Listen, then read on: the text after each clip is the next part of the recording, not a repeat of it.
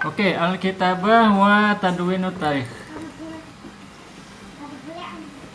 Ya, kita semua pasti menghadapi dengan yang namanya ingatan ya, ingatan dan juga kenangan. Dan terkadang kita diingatkan juga tentang kenangan-kenangan kita ya. Misalkan mungkin ada yang, oh hari ini kamu ulang tahun begitu ya, atau hari ini setahun yang lalu, atau kita diingatkan oleh Facebook misalkan ya, sekian tahun yang lalu kamu ada di sini gitu ya. Nah, sebenarnya memang manusia itu salah satu fitrahnya adalah mereka itu suka untuk berinteraksi dengan kenangan ya. Jadi ini merupakan salah satu fitrah manusia, dan manusia itu juga senang kalau mereka punya sejarah. Nah, maka biasanya orang yang sejarahnya kurang jelas itu biasanya dia akan mencari tahu, dia akan penasaran. Ya, kalau Anda baca bukunya biografinya Steve Jobs ya, karyanya Isaacson. Nah, itu beliau di situ diceritakan bahwa Steve Jobs ini dia ini orang tuanya belum dia kenal. Ya, jadi Steve Jobs itu dia besar dalam keluarga adopsi. Jadi dia diadopsi sejak kecil dan dia belum pernah ketemu bapak ibunya. Maka setelah dia dewasa, dia punya Apple ya. Dia banyak duit, jadi salah satu orang terkaya di dunia. Kemudian dia mencari jejak bapak dan ibunya, dan akhirnya ketemu ya. Jadi manusia memang secara fitrah mereka ingin punya sejarah dan ingin mengenal sejarahnya. Nah, maka kalau kita lihat di sekolah, wanzur ila matahutu anamil, jadi bahkan bukan hanya manusia ya, tetapi juga hewan-hewan pun mereka juga ingin memiliki tanda, ingin memiliki kenangan. Maka kita akan sering melihat baik itu semut ya. Semut itu bikin kelompok, kemudian dia bikin rumah ya, bikin sarang sebagai penanda tempat dia. Kemudian juga bahkan kucing ya, dia akan cakar-cakar kayu ya sebagai tanda itu tempat dia, juga bagian dari sejarah dia. Bahkan juga lebah ya, membuat sarang ya menjadi tempat dia dan menjadi sejarah dia dan lain sebagainya. Nah, begitu juga manusia ketika dia dalam keadaan kosong. Ya, jadi kalau kita lihat sosial media ini merupakan dia salah satu fitur ya, salah satu fasilitas bagi manusia untuk menuliskan sejarahnya. Jadi sebenarnya yang manusia lakukan dengan sosial media ya, baik itu Instagram, Facebook, Twitter ya, atau bahkan YouTube. Nah, itu sebenarnya merupakan fitrah manusia untuk membuat catatan ya di setiap harinya, baik itu dalam bentuk gambar, suara maupun tulisan.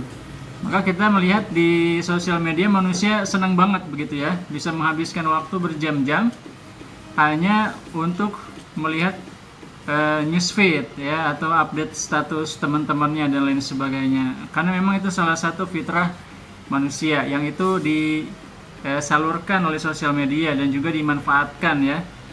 Dan sampai sekarang menjadi salah satu kegiatan manusia yang sangat menonjol. Bahkan ada penelitian yang menyebutkan bahwa manusia rata-rata zaman sekarang itu menghabiskan sekitar 4-5 jam untuk membuka sosial media ya, baik itu YouTube, Facebook, Twitter, Instagram dan lain sebagainya. 4-5 jam ini adalah angka yang luar biasa. Nah, ini menandakan bahwa manusia memang suka mencatatkan sejarahnya ya, baik itu dalam tulisan ya, dalam bentuk status, gambar dan lain sebagainya. Dan ini sebenarnya bermanfaat juga ya. Kalau saya pribadi merasakan ketika buka Facebook diingatkan 5 tahun yang lalu, 10 tahun yang lalu dan lain sebagainya. Kadang muncul foto-foto zaman saya kuliah dulu. Nah, ini kan mengingatkan bahwa ternyata waktu itu berlalu begitu cepat begitu ya. Dan itu juga sebenarnya penting juga supaya kita nanti ketika mau bikin autobiografi atau mungkin mau bikin cerita pengalaman kita, itu bisa lebih mudah karena sudah terdata secara berurutan ya di sosial media.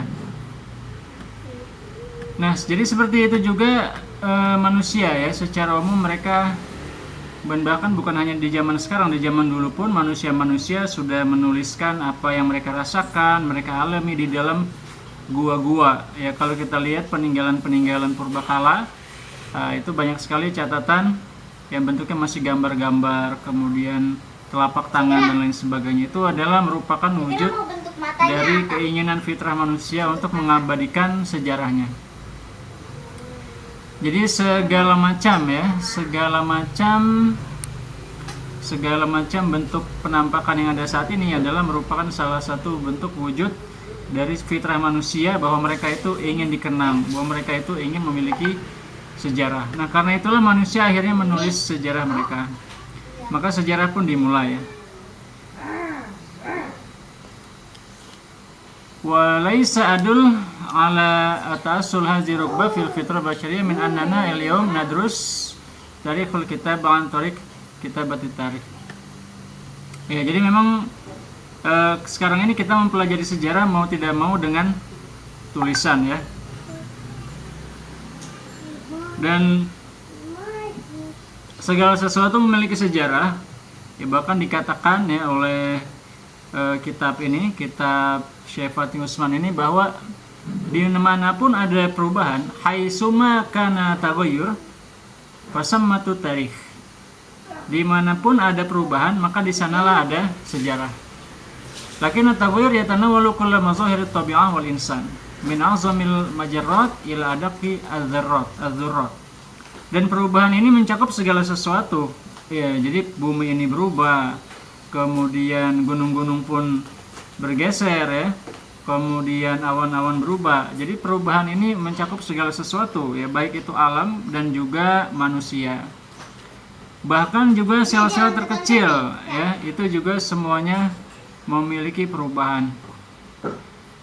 Ya, jadi artinya sejarah ini mencakup segala sesuatu, ya. Karena itu memang salah satu kitab yang kita pelajari dulu, ya, Al-Bahsu Tarikhi di Al-Azhar, itu dikatakan bahwa sejarah itu adalah sebuah wadah yang sangat besar, ya, menampung segala sesuatu. Jadi sebenarnya semua cabang ilmu itu pada hakikatnya adalah sejarah. Jadi seperti ilmu, bahkan sampai ilmu matematika, ya, ilmu matematika pun itu sebenarnya catatan penelitian, ya, percobaan orang-orang terdahulu yang dituliskan kemudian dipelajari lagi. Jadi itu merupakan bagian dari sejarah juga.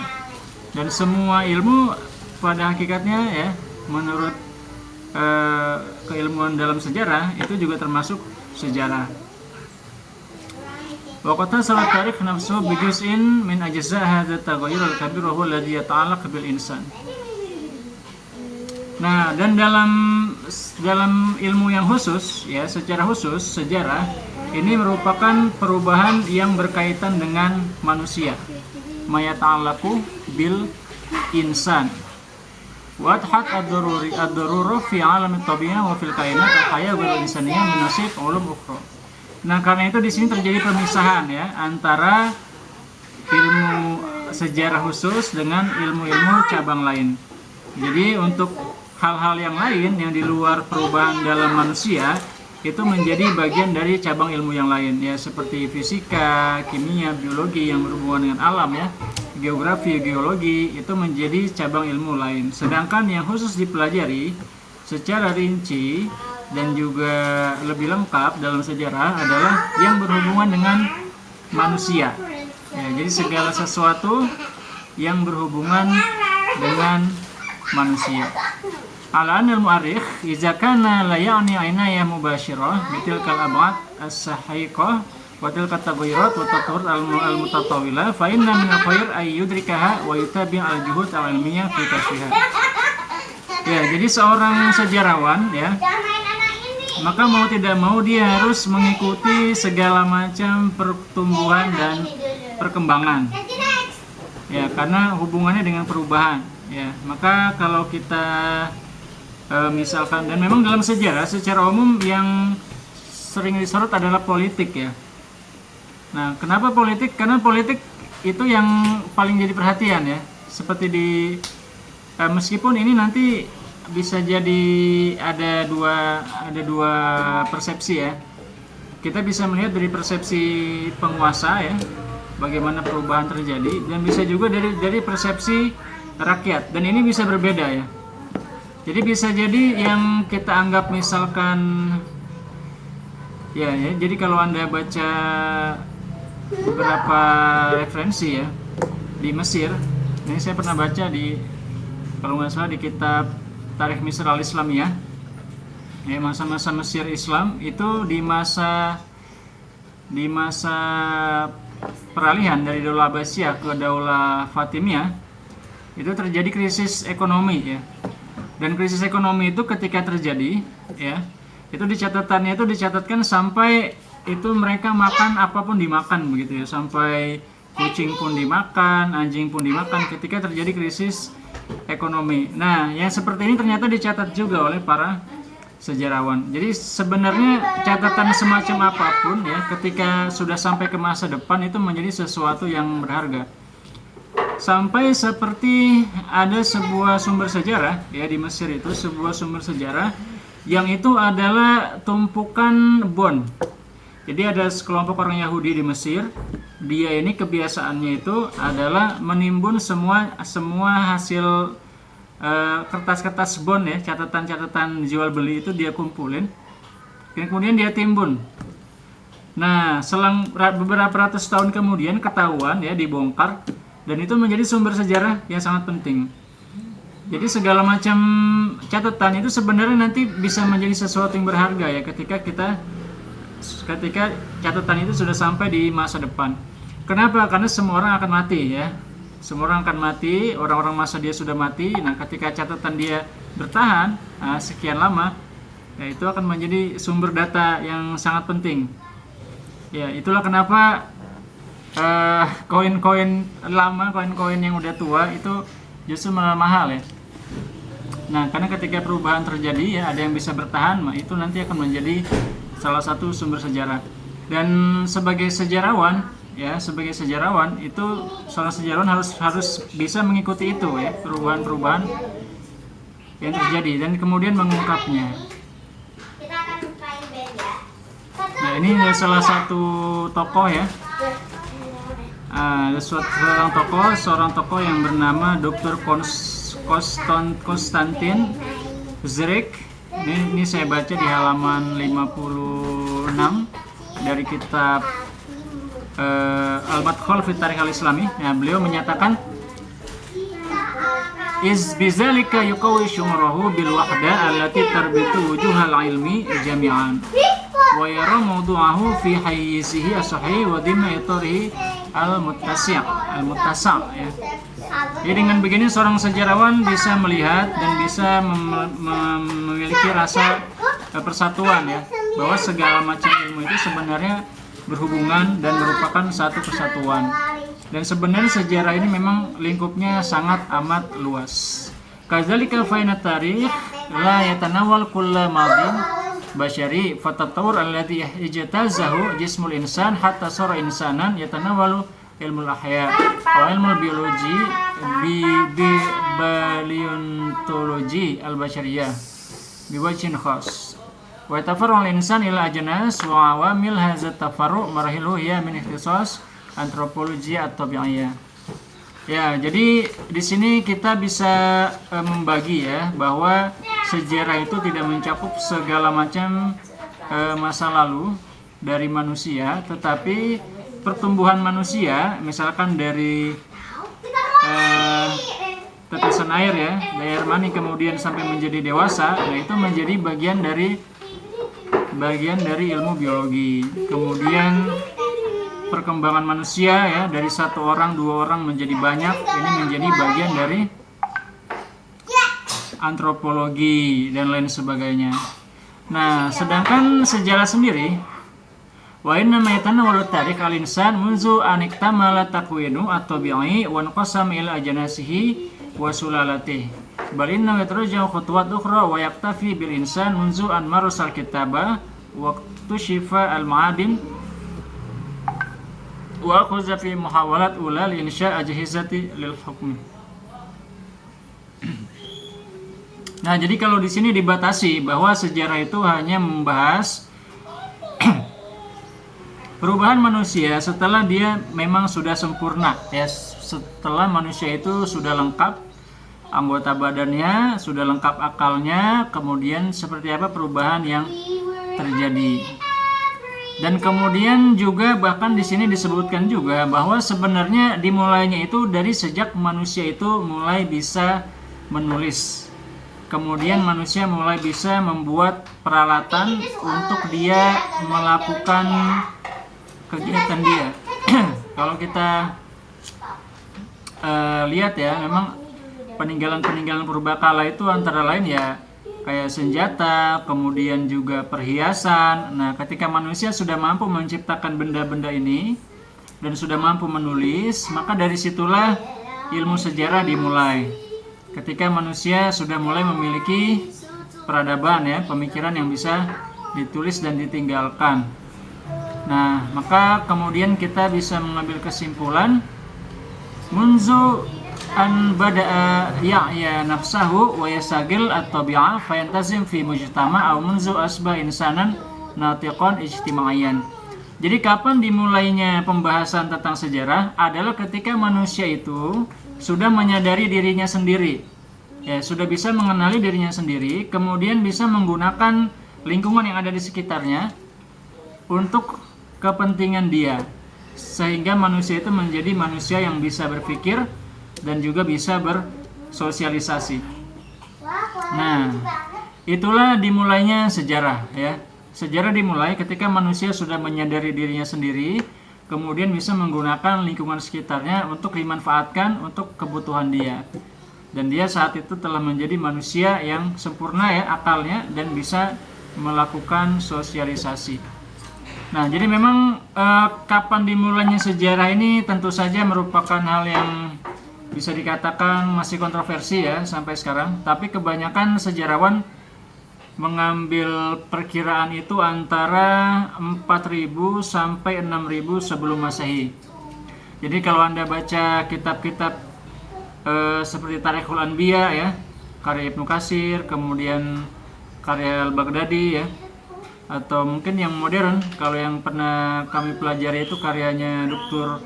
Muhammad Al-Khatib, itu beliau di situ menjelaskan bahwa penciptaan alam semesta dan kemudian penciptaan manusia ya, penciptaan manusia pertama itu diperkirakan antara sekitar 6000 tahun sebelum Masehi. Nah, maka kalau Anda pelajari, dan itu nanti memang jauh sekali ya perbedaannya antara kalau kita mau melihat sejarah manusia ya dengan sejarah dunia. Kalau dunia atau bumi kan umurnya bisa mungkin jutaan miliaran tahun ya. Tetapi manusianya sendiri itu diperkirakan memang tidak terlalu jauh ya, tidak terlalu jauh. Ya sekitar 4000 sampai 6000 tahun sebelum Masehi. Dan ya salah satu peninggalan fisik yang masih bisa kita teliti adalah peninggalan Nabi Nuh. Ya, peninggalan Nabi Nuh ini yang ada di Gunung Ararat.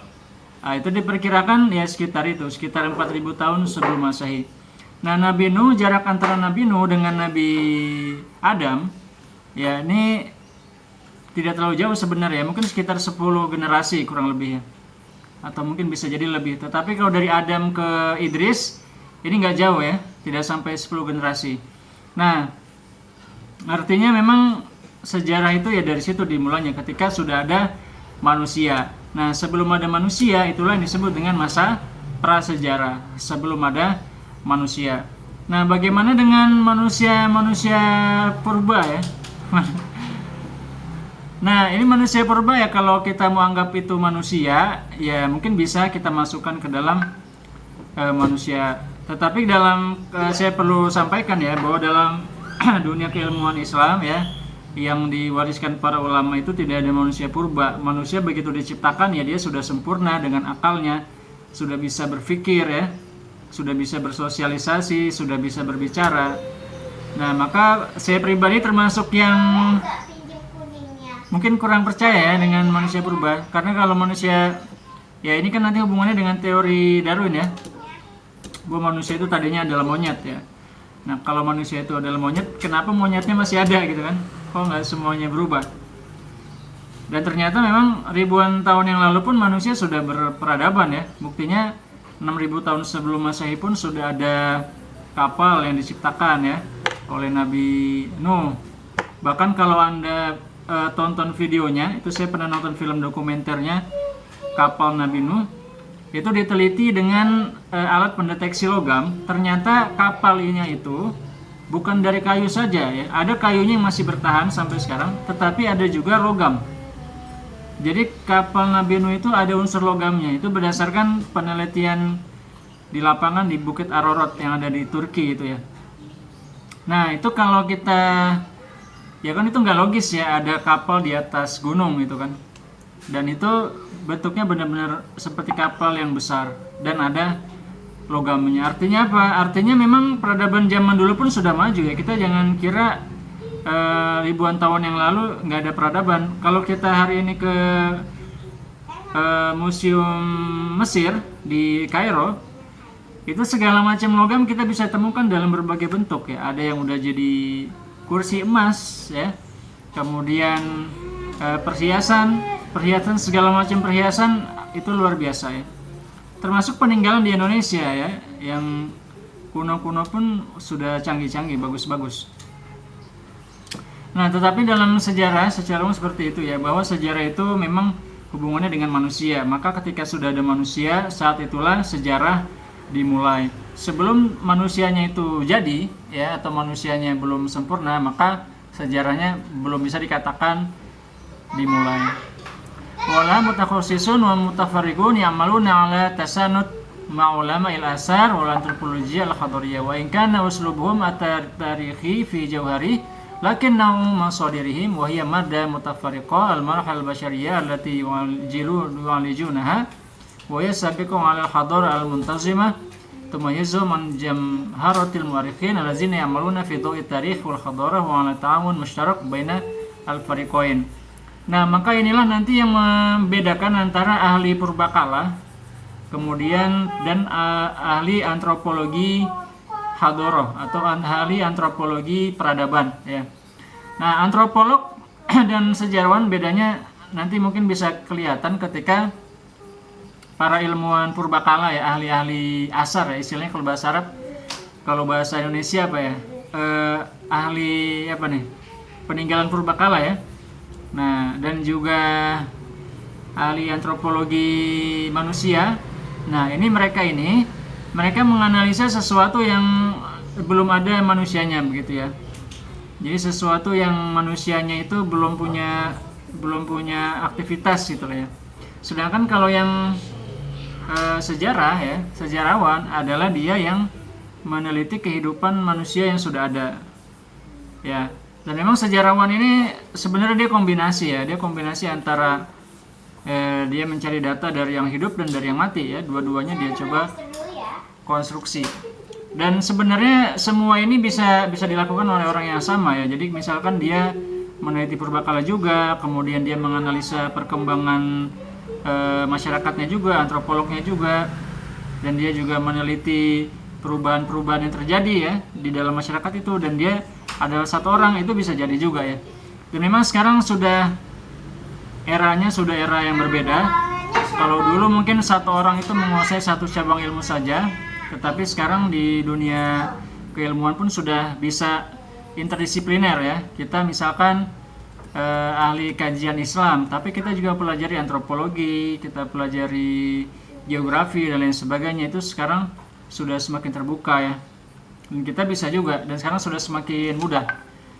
Bahkan salah satu fitur yang bisa kita manfaatkan adalah Google Earth ya. Nah, Anda mungkin akan tertarik ya, itu salah satu pengkaji orientalis ya. Dia membuat penelitian hanya menggunakan Google Earth.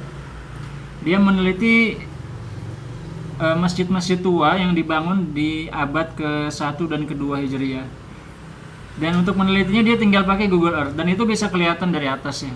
Dia meneliti arah kiblatnya waktu itu ya, dan dia mengkritik bahwa arah kiblatnya itu banyak yang keliru. Nah, jadi seperti itu sudah bisa kita lakukan di zaman sekarang ya. Tinggal kita apakah punya ide sampai ke situ gitu kan untuk meneliti. Dan itu nanti melibatkan banyak cabang ilmu ya, dia melibatkan hal yang berhubungan dengan peradaban ya, hadoroh, sekaligus juga dengan sejarah.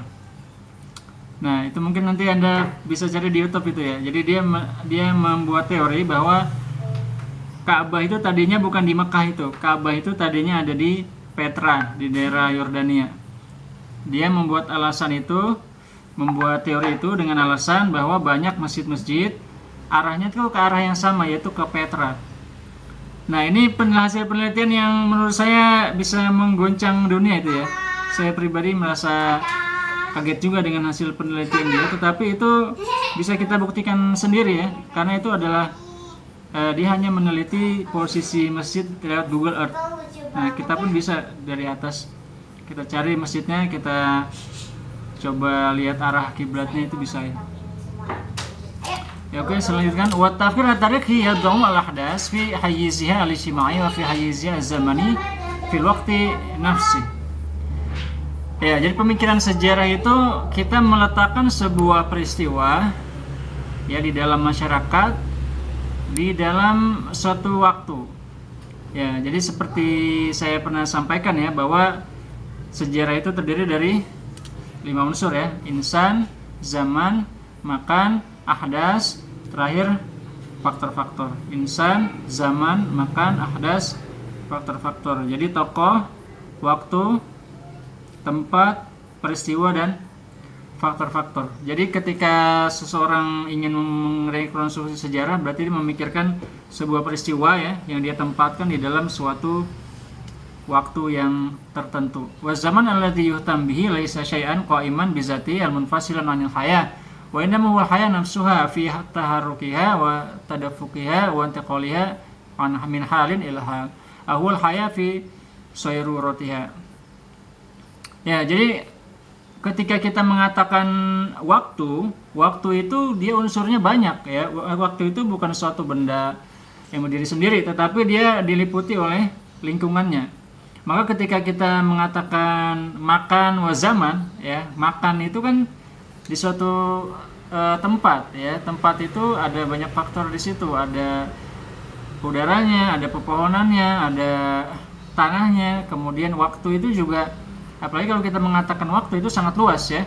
Waktu itu kan bisa berhubungan dengan pagi atau malam ya, kemudian musim apa, kemudian cuaca seperti apa ya.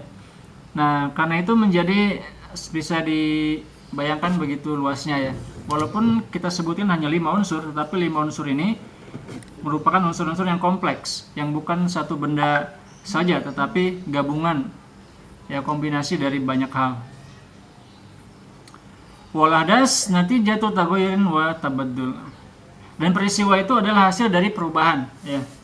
Jadi peristiwa itu hasil dari perubahan. Waqad qawiyat fil qarni at-tasi' wa tas'at an-nazar ila al-madi aw ila al-hayat ka tahawul wa taghyir mustammirin bi fi'li awamil atharat al-his at-tarikhi mislu raddul fi'l bin nisbah li thawra al-faransiyah wa tafkir al-aqlani as-sabiq 'alayha fi 'asr at-tanawwur aw al-istinarah. Ya, sebenarnya orang-orang itu sudah menyadari sejarah dari jauh-jauh hari ya. Jadi kalau ya seperti saya sudah sebutkan dulu ya, bahwa memang sejarah ini sudah mulai ditulis dari jauh-jauh hari, seperti di zaman Mesir kuno ya, sebelum Masehi itu pun sudah ada sejarawan ya yang mencatatkan sejarah. Bahkan juga mereka menuliskan sejarah mereka ya, di tembok-tembok, kemudian di kuburan-kuburan itu mereka tuliskan sejarah-sejarah mereka. Jadi mereka secara umum sudah memiliki naluri untuk menulis sejarah. Dan mungkin perlu saya kasih tahu juga, atau teman-teman sudah pernah saya jelaskan dulu sebelumnya ya, bahwa kenapa Mesir bisa mendahului semua bangsa ya dalam hal peradaban. Jadi kita tidak temukan di dunia ini ya suatu peradaban yang tua dan semaju Mesir. Jadi Mesir itu dia sudah sangat lengkap ya, dia bisa bikin baju, dia bisa bikin buku, dia bisa bikin piramid ya, dia bisa bikin monumen, dia bisa bikin patung. Jadi kalau Anda ke Mesir bagian selatan, itu ada suatu tempat namanya Luxor. Nah, Luxor ini merupakan ibu kota Mesir selama sekian abad, dan di sanalah terdapat peninggalan purbakala, terbesar